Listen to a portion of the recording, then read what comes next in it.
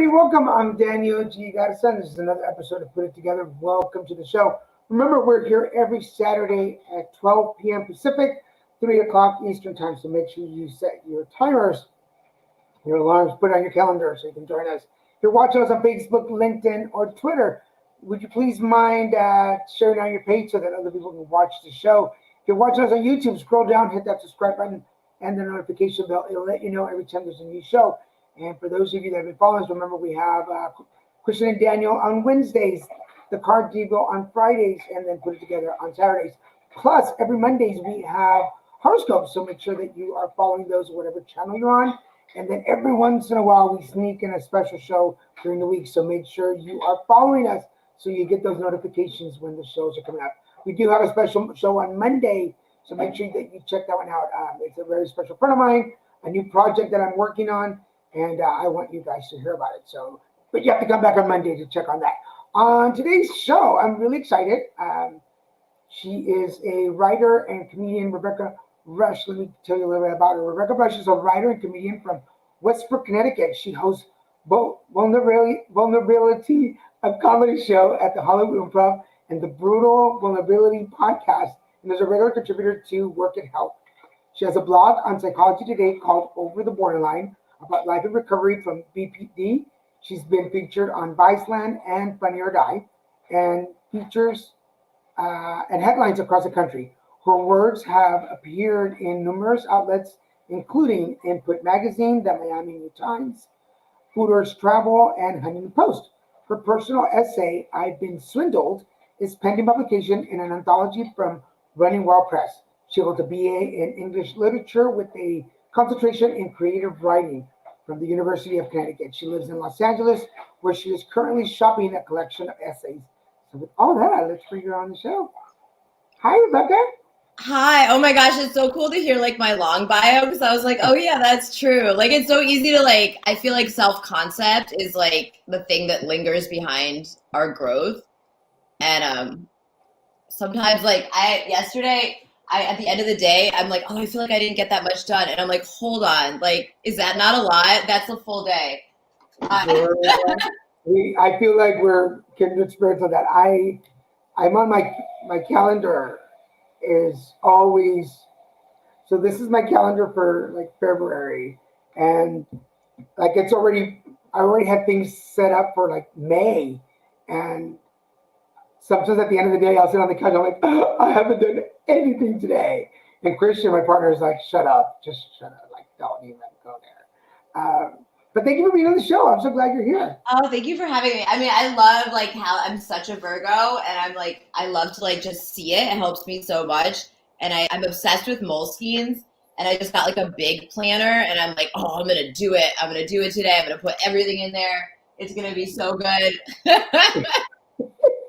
I want to start before we go into the conversation. A big shout out to the sober curator, Elise. Hello, Elise. She's actually how we connected, so I will make sure that we shout out to her. I'm so excited to hear your story because based on your bio and the few interactions that we had, there's so much to you. So I'm not even going to waste a lot of time chit-chatting. Rebecca Rush, tell us how you put it together. Well, first I want to give you guys a kind of an overview of what my life is like today, and then I'll back up and you can see because man, I have I don't want to toot my own horn, but I really have overcome a lot, and it's kind of wild to think about. So I was born a really sensitive person in a very invalidating environment. My dad is a narcissist, and I say that in the definition of Dr. Ramani Durvasula, which is an observable pattern of behaviors, not a diagnosis. And my mom, God bless her, she real sick. And they were so lost in their own pain, and there was they didn't have really any empathy. And my mom was they were both abused. But when you're a child, you literally have to pick one because your brain cannot handle the idea that you're that close to death all the time. So I picked my dad. He was kind of cold, and that was less harsh than my mom, who was really volatile and drunk and inconsistent and just you like go through like the list of all the toxic behaviors that kind of exist or all the types of child abuse, I experienced all of those. And it's like, it's cool because I believe that we like choose these situations for ourselves, like in between lives. And I'm like, this is what I needed. God, maybe I murdered my mom in a past life, you know, like who knows? But like, I can't believe that like I chose certain things and not other things. And now I have this like world of stuff to write about. Oh, I said I was going to talk about what it's like now. I didn't. Okay. So now I'm like in an apartment that I've lived in for 3 years, which like blows my mind. Because like there was a year I lived in 8 places, you know? I didn't pay rent for the first time till I was 30, and that was the year I lived in 8 places. And like I have this podcast that's going like so well. We're listened to in 63 countries. We're only in like our 9th or 10th week. And like every day we get emails and messages from people that are just like, they feel seen from what we're saying. And I'm finally like really learning to put a lot of work into stuff and not be as much afraid of like, I was always like, oh, well, if I don't try, then I can't fail. Or like the only thing I could do up to like the standards that I've internalized from my upbringing is fail. You know, I could fail perfectly. And I did that for a very long time. But yeah, I have like friends, like, which still kind of blows my mind. I remember like a year or two ago, 2 people told me I was a good friend in the same week. And I was like, are they playing a trick on me? Like, did they get together and like say, you know what? I'm like, wait, they don't even know. I'm like, this is so weird. It felt like I can accept compliments now, but a lot easier than like a year ago. But I didn't know how to feel proud of myself. Like I didn't know any of that stuff. But I'm like psychotically obsessed with my friends. If you are my friend, like I will see something and think of you and send it to you. Like I know my friends so fucking well. And like my friends know me so well. Last week, my cat has a nemesis. Her name is Emma, so it's her nemesis. And it was outside, like I live in a courtyard building, like Melrose Place style, and this Maine Coon, this cat is like she come to fuck with my cat, and it's cool because my cat has a lot of ego.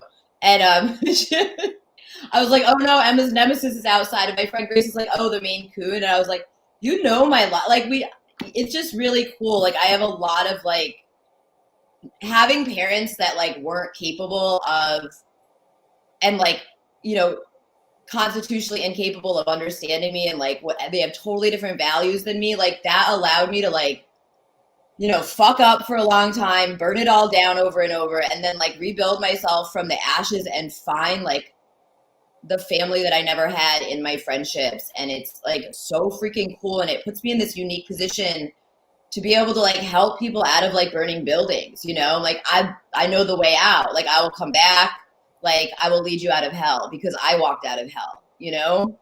And like, let me ask you before we move on, because I really want to focus on the little part for a minute. We all, most of us, and I'll raise my hand to that, have parents that just didn't get it, and we just didn't. And in my case, my parents my mom was 40 when she had me, 41. So there was a huge generational gap, and just to understand each other. And then we were immigrants, and I was gay, and there was all these things that just kept putting us apart and apart and apart. But I applaud you because even though we might have taken a journey there for a while where we were bumping into walls and getting bruises, we come out of it and the lessons that we learned. Does that make sense? Oh, 100%. Something that was really game changing for me last year was my like my mentor and my sponsor, who's like happens to be unbelievably successful in my field. And that only matters because when she tells me something like, you can follow Ali Wong, you're gonna be fine. Like she's just more famous than you. She's not funnier than you. Like I'm more. And she's like, oh, I used to have to follow Robin Williams. And like to have access to somebody that could just be like, hey, it's not that big a deal. And then I did have to follow Ali Wong. And you know what? I did do great. I wasn't giving the crowd enough credit. Like they knew what I had to do. Plus Ali was working out new stuff, you know, and I opened with like jokes I had already worked out. And then I worked on, it was really cool. It's just cool to be part of this. Like, yeah, most of us didn't have like the way our parents grew up. I'm a big fan of this book, Adult Children of Emotionally Immature Parents. And I think it applies to most of us. You know, like even people that like think they have like good families, like a lot of times they're like actually codependently enmeshed with them. It's just like we don't live in a validating society. Like we live in a sick society that makes people mentally ill, and then society wants to be like, oh, it's like this individual problem or this individual family, and it's not. Like when people like buy into like the lies of society, like that's how, and our parents were raised like their parents were told like not to coddle them, not to like hug them. Like there was so much lead in everything. Like they all have like lead poisoning. It's just like, and you can't transmit something you don't have, right? Like obviously like whatever, you know, they weren't taught and like they didn't, and not everybody makes it out. So I like, it's cool to make it out and to know that it's possible. And when I come across people that are still very much like stuck in that stuff, I just try to remind myself like not everybody gets to make it out. And capitalism is kind of set up so that people can't, like they're running. They've got to pay the bills. They've got kids. They've got no time to stop and like process, you know? And that's kind of what they want. Because then you go to the bar and you drink your beer and you watch the stupid game and like, you know, you go back to your job that you hate and you do it again. Yeah. And It took me quite some time in therapy to do the best that I could to put myself in my parents' shoes and what they went through and how they grew up, to then realize, like you said, like they only had so much to give me because they've been given only so much. That was when I was able to cut that cord and cut the chains and be like, okay, so I have, and now with that knowledge, I have the opportunity to change my direction. Does that make sense? totally. And like, I mean, when I think about it from my parents' perspective, like here are these people that are so uncomfortable with emotion, that like are so shut down. And here I come like with these huge emotions, like so sensitive, like asking questions. And like, you know, they had to like deal with that, like, and they didn't know, like, you know, they did whatever. And so like the first time I got drunk, I was actually 7 years old. And I ate a box of liqueur-filled chocolates. Do you remember those? Yeah. They would just sell them. Like, you didn't even need an ID. But my parents had friends over for dinner, and they bought this box of liqueur-filled chocolates. My parents, like, put it down. And I ate most of the box. And then I played Twister with the people's kids. I had no idea what happened. I just thought I really loved Twister. And, like, I spent years trying to get people to play Twister with me. And like I remember being like, why isn't it as fun as that one time? And then I, you know, and then the bat mitzvah circuit started and off we were. And I never like, so I was super sensitive. My parents were unbelievably invalidating. My dad was cheating on my mom all the time. My mom was drunk, like, and they had this like gnarly fucking 2-year divorce. And like that didn't make me like an alcoholic and an addict, but like it made me like I felt like I didn't belong anywhere. I felt like I didn't trust my own perception of reality, and I was like gaslit so much, you know. Well, that's how you get there. And I felt like unlovable, and because my parents couldn't love me, I just figured that was because that's what we do. We internalize all this stuff. So that biosocial created like borderline personality disorder in me, which I'm so lucky that I got a diagnosis in rehab of all places, because you typically don't get a diagnosis unless you try to commit suicide. Well, we already have a first question on the board for you. How have you overcome or uninstalled the buttons or triggers your parents installed? I work a 12-step program, which is very helpful. I've done hypnotherapy. I've been in talk therapy, comedy, and like talking about like the scary, like the things I was most shameful about, like my vulnerability show. Like that helps me like release shame and just kind of like reparenting myself. I've done a lot of inner child work, inner adolescent work, which was like a whole other level, because like whoever thinks about her, you know, like inner child is like, we all know about that, but inner adolescent work has been really cool. I'm very spiritual and I rely on, you know, a higher power. And I do still like get triggered. I recently found myself in a relationship with a narcissist, and I was like, of course, you know, like And they were like sneakier because they were in recovery. So they would use like platitudes in place of, and also like I'm in DBT therapy right now, which is extremely helpful. Like getting sober and working the steps that turn down the volume on all that stuff. But now I like know how to manage it. So DBT is like mindfulness stuff, distress tolerance, emotion regulation, and interpersonal effectiveness, which is the hardest thing for me, right? Because you can all the other things are within my control completely, but with other people, like you can't, it's hard. It's the trickiest. For people that don't know about DBT, can you explain that really quick? Yeah, it's called Dialectical Behavioral Therapy. And like I just said, there's 4 modules: mindfulness, distress tolerance, emotion regulation, and interpersonal effectiveness. And I actually just interviewed one of my very best friends who is a DBT therapist for my blog on Psychology Today. It's called The New Faces of DBT. And I am about to release an episode on my podcast on DBT as well. Sweet. We'll make sure to show, well, we have your website at the end so people can go check it out. Yeah, my podcast is not on my website yet, but all the links for it are on Instagram at Brutal Vulnerability. We'll make sure to show that. Here's another question following up on what we were just talking about. What steps have you taken to forgive your parents for their character defects and challenging parenting practices? And how have you moved forward, and what does it look like today? Honestly, I had to take really long breaks. Like I didn't talk to my mom for like 5 years, and there was a lot of healing under that. Like I'd written this piece, and it involved my cousin's husband had raped me in a blackout, and like I'd come to in this and we were living next door to them at the time. It was after my divorce. It was really gnarly, and I'd written an article in which I talked about it. And my parents don't care about my work, but they care about their image. And so I was just a little afraid that somebody she knew might see it. So I called her, and she picked up, and she was like, "I'm at work." And it's like, you could just not pick up, but she doesn't have boundaries. And I was like, okay, well, I have this article coming out, and I just wanted to tell you this happened. And she was like, "You already told me that."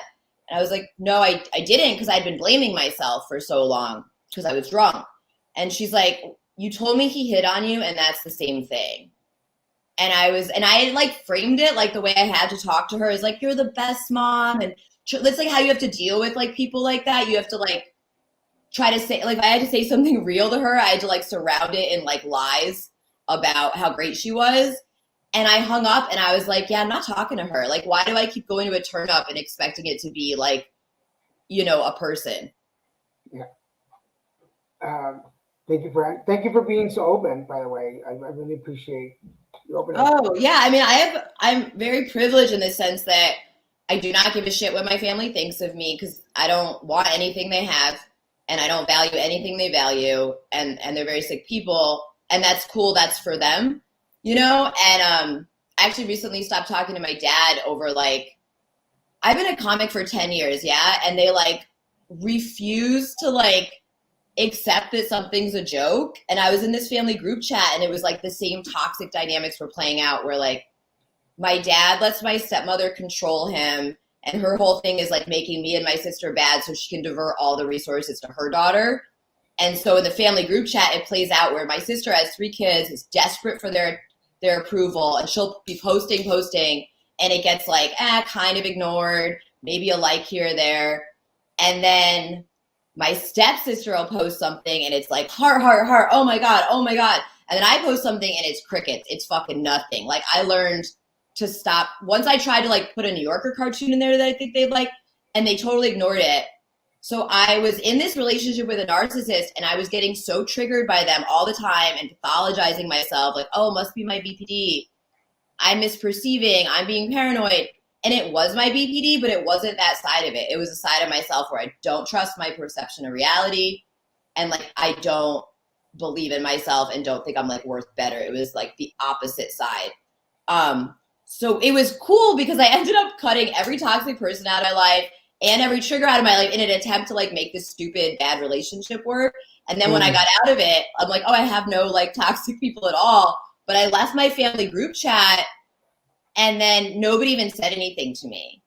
Like, and my sister and my stepsister, I tweeted, like they didn't say anything till I tweeted, because then it's like, now it's like, if I do something really great, like I have this blog on Psychology Today, or like I published this article in the Huffington Post, it's like, oh, who even sees that?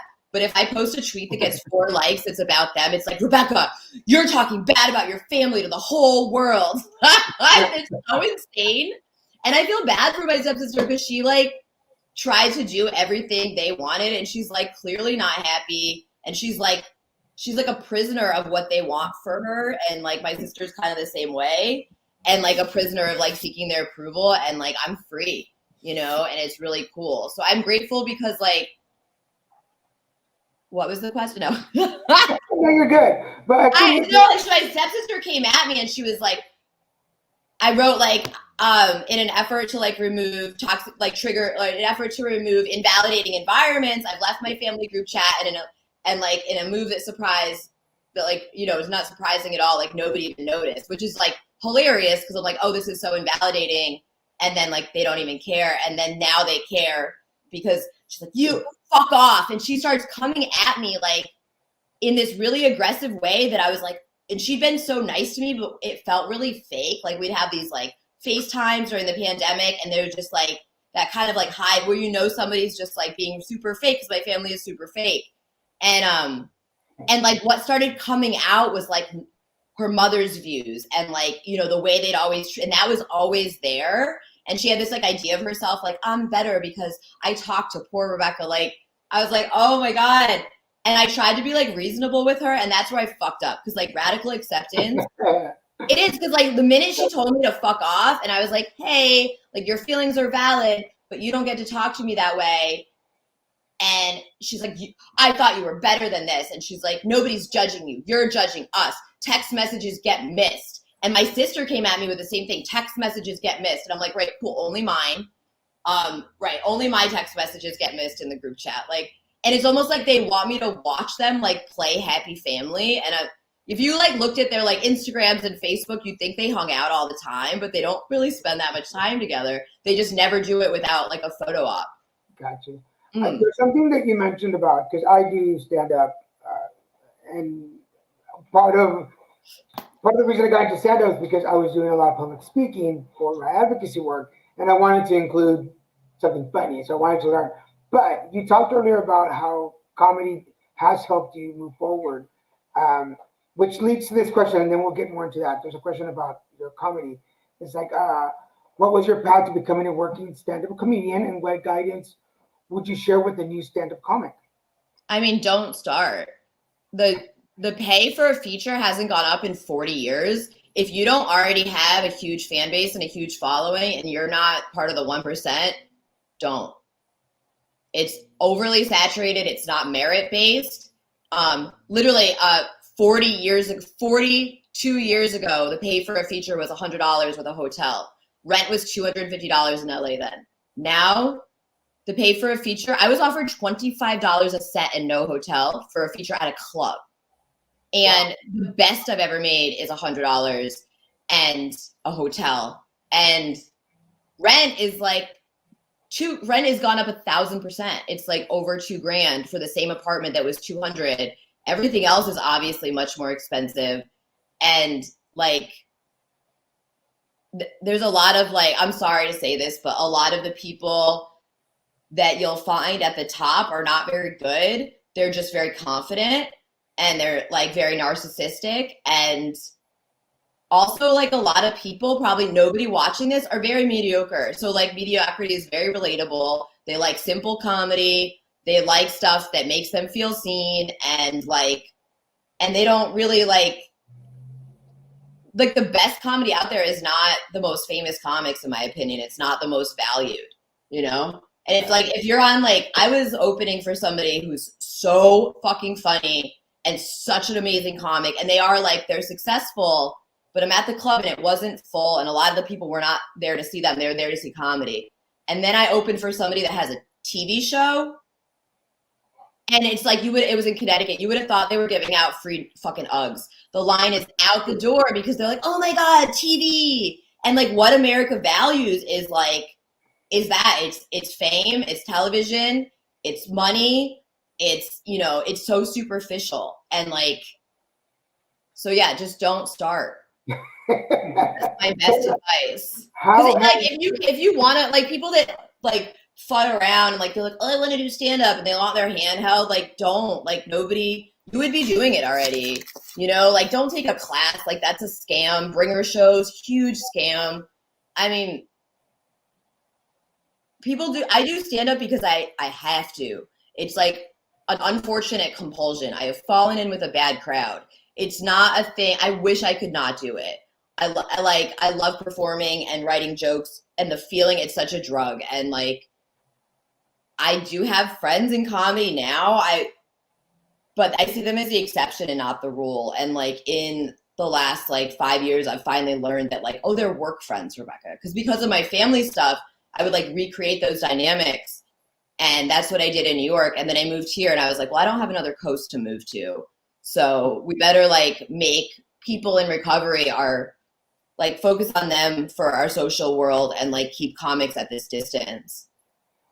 Now, but I wanted to get to the, if it made sense to you, that you do use your comedy as a way to move your style forward, to move yourself forward. How have you done that, and how does it help? I mean, if we can like laugh at something, then it's like less powerful, you know? Like with my vulnerability show, when I first started doing comedy, I would like make fun of other people, and I would like do this really, like, I would talk about like being drunk and like blowjobs, and I was in the car with these women coming back from a show in Connecticut that I produced on the way back to New York, and they were telling these like stories, and I'd heard women be like on stage and be like, I have herpes, and I was like, oh my God, like, how can you admit that? Like, everyone's gonna run away from you. Like that kind of like primitive mind of like, I'm gonna be stoned to death or scapegoated, I won't get resources. And I had this story about like, I ate a bunch of mushrooms, I forgot that I took them, and I called the cops like 3 times. Like, I thought my drug dealer that I owed $40 was on my front lawn with a chainsaw, and I called the cops, and the cops showed up, and they were like, ma'am, that is your landscaper. And like, I called I like prayed to a portion of Biggie Smalls. Like, he was like, stop calling. Like, I forgot that I ate the mushrooms. Like, how? That is so much chewing. And I'd also been up for like months. I had met this, like, it was so insane. I'd met some psychic that told me I was going to like meet my soulmate in 3 months. And I was like on meth at the time. So I was just like, all like, are you my soulmate? Are you my soul? Like, and the first guy that I met that was like, I will save you from this, I was like sold to the highest bidder. And then I moved in with him, and I wanted to go to rehab, and he's like, they'll take you away from me. And I was like, okay. He was like 39. He told me he was 32. Because I remember like his mom was like, what do you do for his 40th birthday? And I was like, I don't know, 8 years old. She's like, it's in 2 months. And I went and found his license, and I was like, oh shit. But like, I didn't think I could take care of myself. Like, my parents were pretty good at letting me know that. My mom was like so afraid of not being needed that she would like, you know, like create this dependency.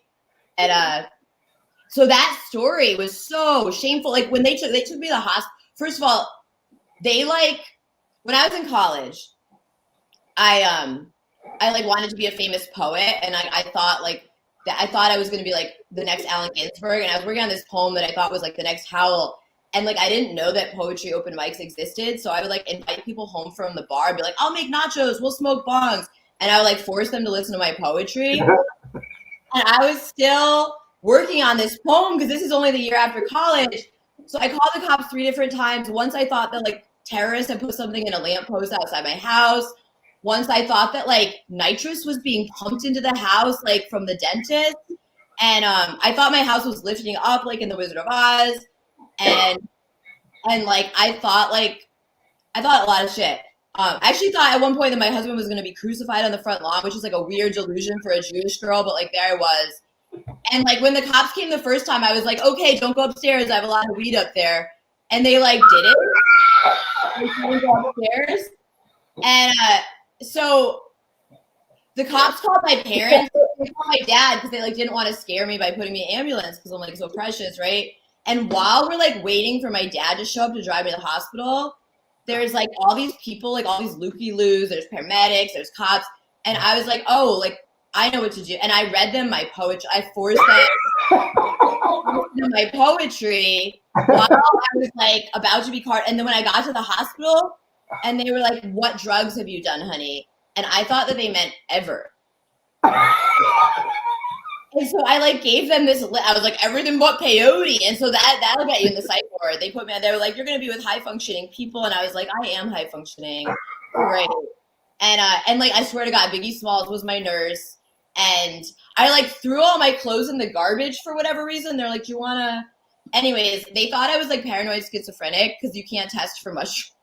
They were like, "Do you hear voices? Like, do you hear voices other people don't?" I was like, "Fuck yeah." They're like, "Are you seeing things other people don't?" And I was like, "Yep," because I'm psychic. And like, they and my family was so happy. They were so thrilled. They're like, "Ha ha ha, we knew we didn't do anything wrong. She's crazy." Because that was my role, right? If I could be crazy, then they didn't do anything wrong. And they don't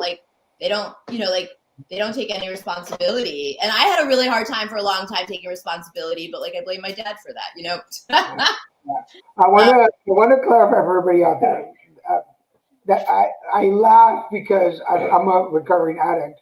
Crack was my thing. Crack was my thing, and it's you see things and you imagine things and you create this.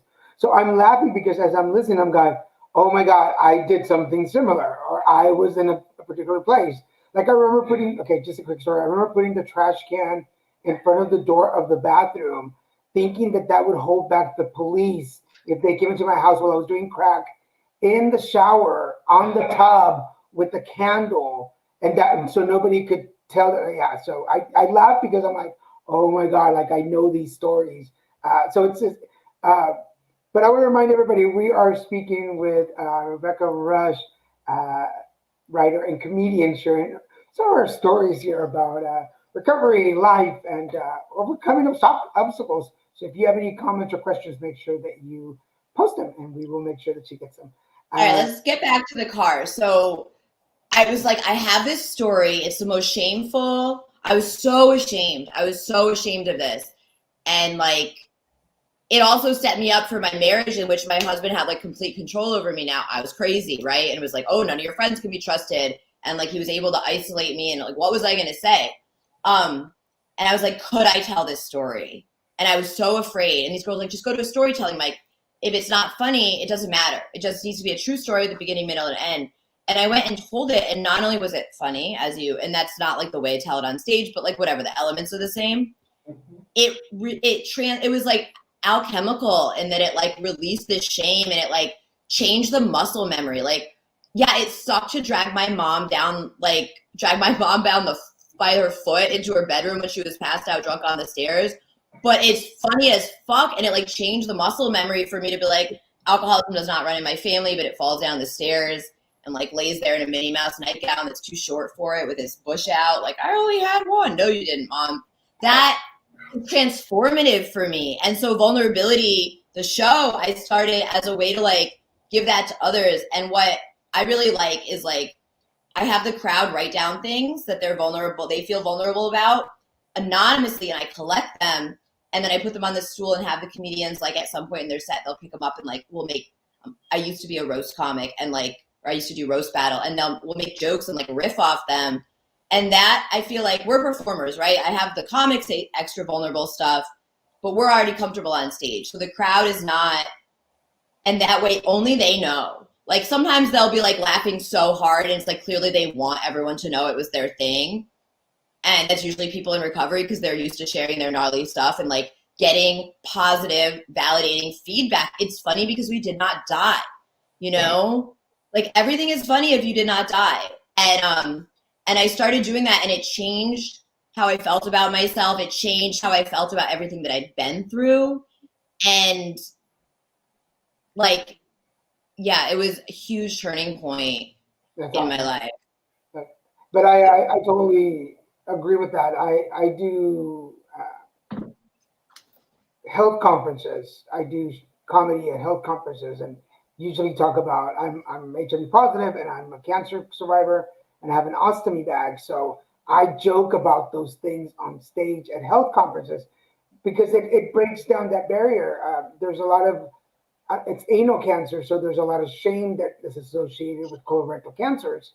But to talk about my butt on stage and make fun of myself, I remember the first time I did as a comedian on stage, I talked about going to my colorectal doctor and having been probed. That was my very, very first joke on stage. And people afterwards, the show came up to me and like, hey, I'm a cancer survivor. I'm going through cancer. My mom is. And they laughed. They were like, I'm so glad you made fun of it because it lined it up. And that's what, when you talked earlier about the need, I was like, okay, I need to keep doing this. Like, I need to be a voice in the group. So congratulations. Good for you on that one.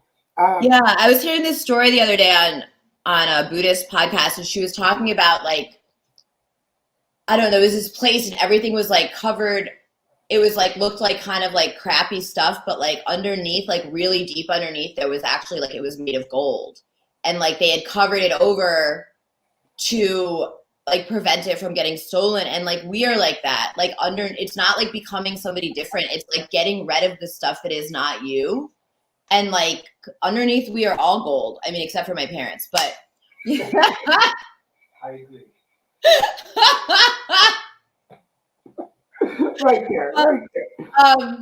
And like that's been kind of like the journey is like the uncovering, you know, and it's really fucking beautiful. And like I don't know, I wouldn't have it any other way. Like I have this really, really close relationship with my aunt, and she and I have like, we're very different like politically, but we have like similar values, and I can talk to her about God, and we have different gods, but it doesn't fucking matter. And like I will accidentally call her my mother, and this has been going on for a while. And then there were times where people asked her how many daughters she had, and she accidentally included me. So I went to her house for Christmas in Vermont this year, and my cousin lives in Finland. She's an academic, and her husband's an academic. And I met my niece. I just did it again. I met her daughter for the first time, and she's like, are we doing this? Like, we've basically adopted you. Yeah. I'm like, yeah, we're doing it. And she's like, this is your Auntie Becca. And it's just, I'm so grateful that I do have like, that I have them, that I have that branch. And that's been so healing for both of us, because my mom doesn't talk to her for something that is so stupid and had nothing. Like my cousin had something bad happen to her with someone in the family, and my aunt made the radical decision to believe her kid. And that's why my mom doesn't talk to her, because like my mom would never believe her kid. Yeah, so that's, I mean, there's always like, I had to go out and like find that and like find it in myself and like learn how to be my own parent, which is like very helpful. And it takes fucking time, and it takes, man, it takes a lot, but it's so fucking worth it. And like, if you're watching or listening and you feel like, oh, like I can't or whatever, like I don't believe like that I could, you know, like overcome my bullshit. Like just like, can you believe that I believe you can? Like, can you believe that? Because like, I know that you can. If you're watching, like you obviously want better for yourself, you know, and it is possible. Because I came out when I was 17, and over my late teens and my 20s, creating that family of choice and bringing those people that I wanted in my life, like people who were gay men who were older, who could teach me the ways of the gay world. And then, but then when I got sober 20 years later after that, and finding out how many people in my life were actually contributing to my addiction. And they were not the root for everybody out there. No. I don't blame it on them. But I would go to them because they validated my drinking and drug use. And it's cool. But then rehab was like, you can't, you know, people, places, and things. And all of a sudden you realize that you eliminate like 3/4 of the people in your life. I was like, so now I have to recreate all this other family. So I totally get where you're coming from. Now I want to move over to, because I don't want to run out of time, your book, your can we talk about that for a little bit? Yeah, I'm like, I'm this close to signing with the literary agent I want. She emailed me a few weeks ago, and like I know her assistant read it, and like someone referred me that's a New York Times bestselling author and like a mentor to me, to this woman. And I've wanted to write a book my whole life. It's all I've ever wanted to do. And I'm so glad I didn't do it when I was still like, I was so much of a victim and like so bitter and resentful, and wasn't able to like own my part in a lot of things. So I'm really grateful that I didn't write it earlier. but I wrote like enough essays that they were a book, and then the pandemic happened and comedy stopped, and I had this opportunity to like be like, I don't really like this essay and I don't need to throw it out, but like what, and like put all those aside, like I'll deal with them later. I can't figure out a way to make it so that I like it. And I will get to that in a moment. And then I rewrote it, and it's gone through like so many edits. I had this long period during 2020 where I would get up and like not turn my phone on until I journaled, meditated, made coffee, took my dog out, and wrote 1,000 words. And I like to write things out by hand first.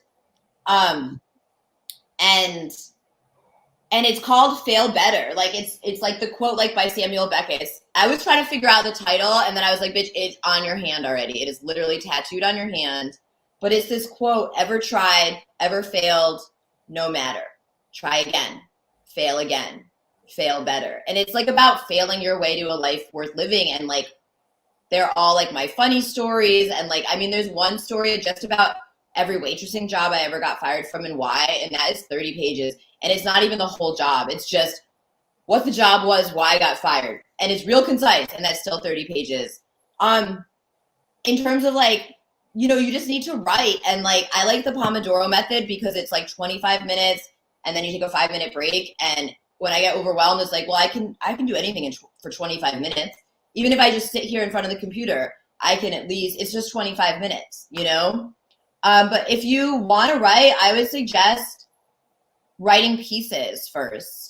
Like writing, if you're in recovery, I'm the senior editor at the Sober Curator. We're very new and we don't have funding yet, so we do not pay. But the benefit is that you can get some clips and then start submitting to places that do pay. So just, you know, read what people are publishing, look for where on the internet that you fit in. There's always calls for pitches on Twitter, and start writing pieces and start to establish a name for yourself as a writer.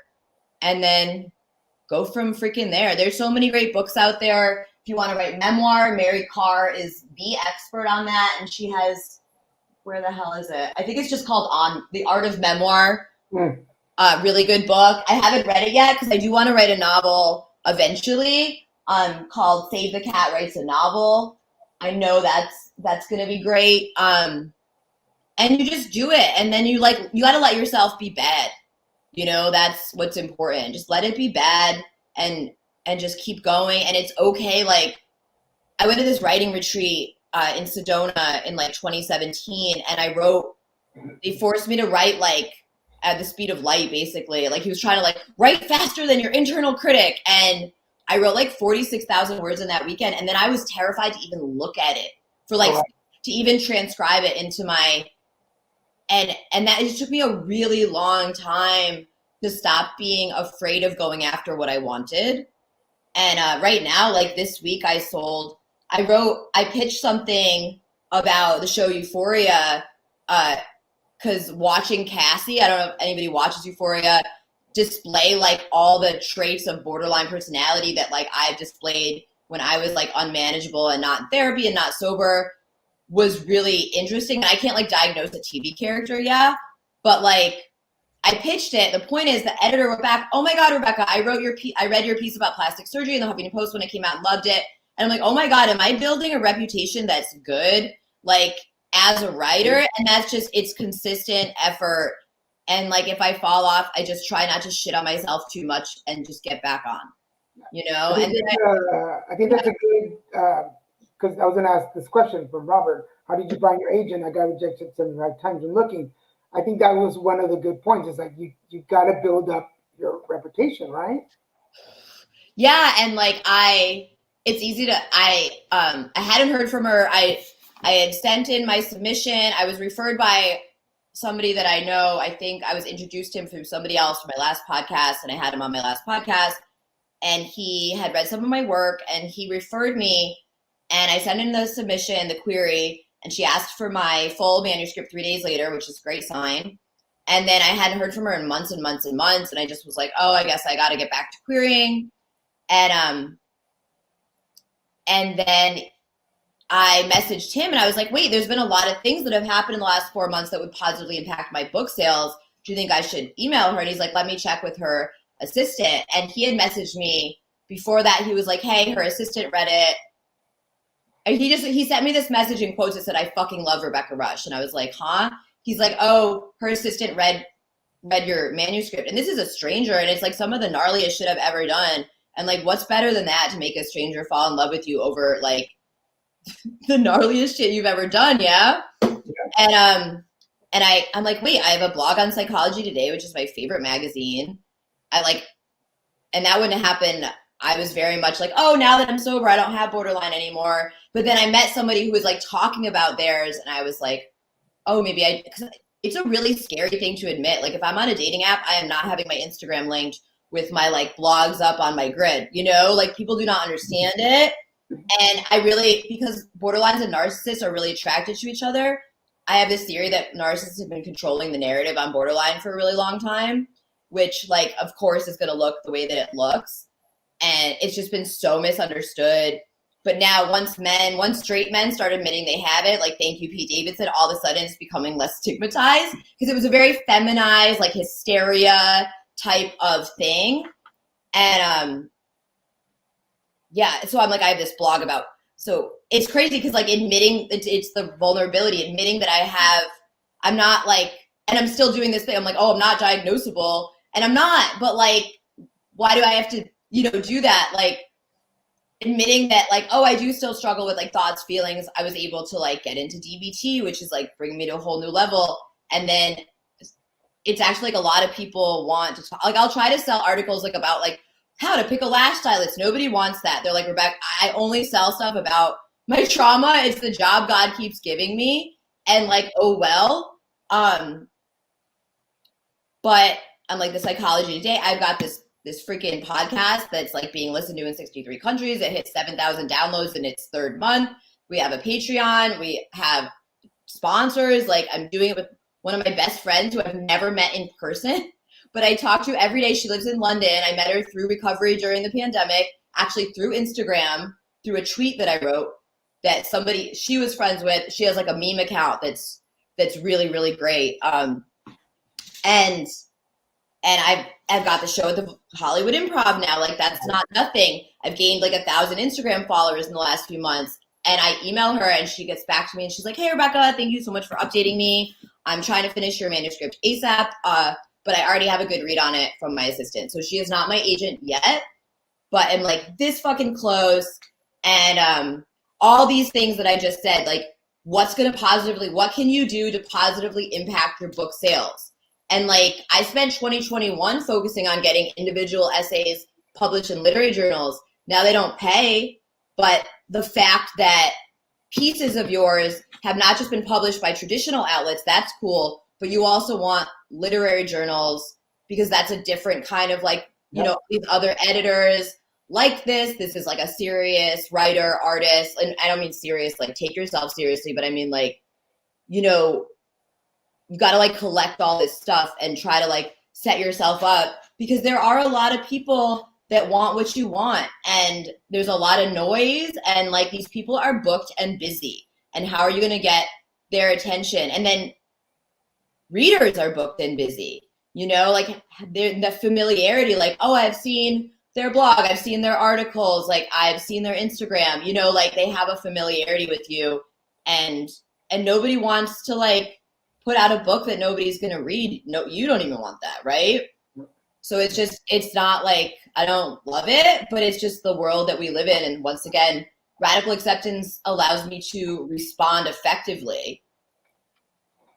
I would love to hear more about your podcast. I self-published my memoir, Make That. Oh, well, Robert, you need to come on the show, right? So we need to talk about that. And congratulations, Robert. It's a huge deal just to finish anything in this day and age with like all the distractions we have. Well, we come to the part of the show where I ask my guest to share some words of wisdom with our watchers. So, Rebecca Rush, what words of wisdom would you like to share? I think it's really important to validate ourselves. We live in a very invalidating society, and like we're taught to kind of be like, oh, other people have it worse, or like that's invalidating. But if we buy into that invalidation, then we're going to like buy their shit, we're going to be good little fucking capitalist slaves. And I'm sorry, I just hate the government. and I hate capitalism, and I just like want to like, you know, like swing in a hammock and eat mangoes and write, and then get to perform at night. But I live in this world. I just like when you feel stuff like, and it's like we get caught in like this kind of trance of like unworthiness, and that can really easily project out into like what Tara Brach calls bad othering. And just like I like to put my hand on my heart and be like, it's okay. And Tara Brach taught me that. Like, it's okay that I feel this way. Anybody would feel this way if they had been through what I've been through. Yeah. Okay, just like that, like we can validate our emotions, and it doesn't mean we need to act on them, right? Like, it's okay that I feel this way. Like, I'll do a little, like I went to leave my apartment the other day. I have tandem parking in Hollywood, in West Hollywood, and there was somebody like pulled up parallel blocking me in. They don't live here. They're not in a parking space. And in the past, in earlier recovery, I may have been like a little salty when somebody just kind of had like an attitude in my voice or like an emotion more. And this time I was super chill, which I'm so grateful that I was. And I was like, hey, could you back up 2 feet so I could get out? I got to go. And they're like, no, I'm waiting for someone. They're coming down right now. And I was like, okay. And I look up and there's nobody coming. And I'm like, okay, but I'm also leaving right now. I had to go get black olives for some nachos and be back for a meeting. Like, it was very important to me. And I was like, they're like, no, they're coming down right now. And I'm like, okay, cool, but I need to leave right now. And can you just back up 2 feet? It would have taken her 2 seconds. And she's like, no, they're coming down right now. And I'm like, okay, I'm leaving before they come down. I'd like to leave. Can you just back up 2 feet? And then they started swearing and screaming at me to get in my fucking car. And I was like, I was so like, so this is what I did. I got in my car. They backed up, which is like, what? Okay, like what was all the hostility? And yeah, feelings aren't facts, but they're also valid. It's dialectical. So I left, and I had to like practice restraining a pen and tongue because I wanted to roll down the window and yell at them, or be like, oh, I'm so sorry for who hurt you, but it wasn't me. But guess what? That person's dysregulated. They can't hear me. Radical acceptance means I am accepting the moment that this person cannot hear me. If I said that, that would be for my ego.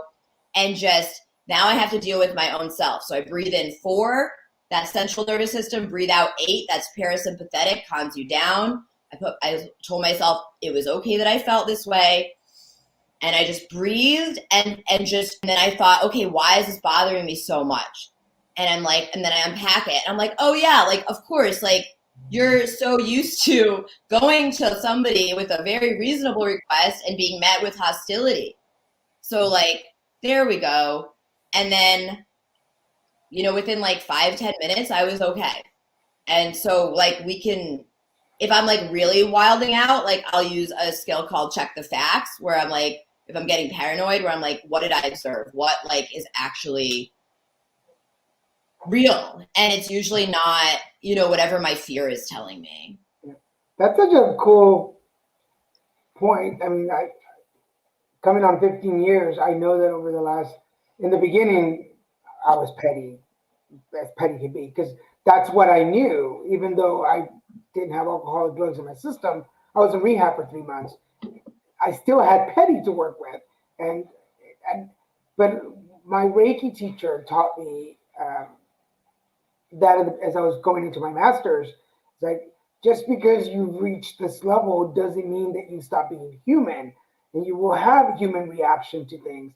And you need to acknowledge that, because you are human, and be like, I can be optimistic and positive on the way to work, but the fact that somebody, you know, cut me off, I can be pissed at the moment, but then as long as I don't react to that, just keep going. It's like, okay, that is not going to change what I'm going to do when I get where I'm going. It's cool, but I'm mad, and so screw you, person. And just put it on a better song on the radio and be cool. But I'm glad you brought that up, because a lot of people think optimism and positivity mean that you can't get mad or upset, and it doesn't necessarily mean that, right? Yeah, toxic positivity is like super invalidating, you know, and invalidation is like it's not cool, you know, and it's not helpful, and it's also a huge part of how society works. Some of my favorite quotes are like, Pema Chodron, you are the sky, everything else is just the weather. If it's hysterical, it's historical. Brutal Vulnerability is a recovery podcast about things polite ladies don't discuss. So we do these deep dives into topics that maybe people aren't comfortable talking about, but they really need to they want to feel seen. We did an eating disorder arc, attachment theory arc, history of mental asylums, emotionally immature parents, abortion, borderline personality disorder. My co-host and I both have it. And then DBT, narcissism, and then, it's been pretty fucking rad. Yes, it is. It is. It's kind of cool to know your shit. It works that way. We want to make sure that folks, here is the website. What can they find when they go to your website? My website is actually has a lot of articles, but the person that does my website, my darling friend Erin, I just sent them a ton of new links because I hadn't sent them in a while. My Instagram is really the best place. It's at Rebecca Rush 639. I'm that on Twitter and Instagram, and then the podcast is also on Instagram at Brutal Vulnerability, and we have a Patreon where each week we do 30-minute to 1 hour video episodes of a really personal story. Some of them we haven't told outside therapy based on the topic. So it was really perfect because my host and I, we did 2 episodes on mental asylums, and we'd both been in the psych ward twice. So each Patreon episode, and I believe our first Patreon episode is free, in which we talk about our first psych ward experiences. All right, let me put that really quick here for you folks to check out her Instagram. There we go. Go check her out. Get all the stuff. We're coming down to the last 4 minutes. Thank you so much for coming on the show and being so open. And I don't know if you were intentionally trying to be funny, but your stories are hilarious, by the way. And I can't wait to see you on stage and see you perform that. And I think it's funny because I can associate. I'm my partner is sitting over by his desk and listening live, so he's cracking up because he has his own recovery stories. So thank you so much. Anything we missed before we go? If nobody's told you yet today, I love you. Oh, thank you, sweetheart. That's so awesome. Christian says, you're a miracle, Rebecca. Thank you for being on the show. Yes, thank you so much for the show. Yeah, it is a miracle. We're all miracles, it's really fucking cool. Exactly. Sorry, my favorite quote by Joan Rivers is, "It doesn't get better, you get better." Thank you. Yes, one of my favorite. Miss her. But again, go check her out on her Instagram, Rebecca Rush 639, and I will remember if you're watching, her webpage is on all of the posts, so go check that out. If you are not familiar with the Sober Curator, I've posted it, I've shared it, so make sure you find that on our pages. Check it out. Elise, thank you for hooking us up and connecting us, and for the amazing work that you do with the Sober Curator. So I'm so proud of. If you are a Sober Curator, my horoscopes are there every Monday too, so go check this out. Rebecca, don't go anywhere. Let me put you in the room for a second while I say goodbye, and I'll be right back for you. For everybody watching, remember that Little Mexican Productions, we have our 3 shows a week. Check us out on Wednesdays with Christian and Daniel, the Card People on Friday, and Put It Together on Saturdays. And remember, we're sneaking in special episodes to Put It Together, so make sure that if you're on Facebook, LinkedIn, or Twitter, that you subscribe to our page. If you're on YouTube, subscribe, scroll down, and hit that notification bell. It'll let you know every time there's a new show. Go check out all of our stuff at littlemexicanproductions.com, hashtag Little Mexican Productions Inc. And for those of you that sometimes ask, YouTube is the best place to find all of the videos. Everything's there, aside from some of my comedy stuff, audition stuff, advocacy work. Go check everything out. Everything's there. For now, I want to thank you all for watching. Have a good time. Thank you to Rebecca for joining us today. And hey, put it together. See you next time.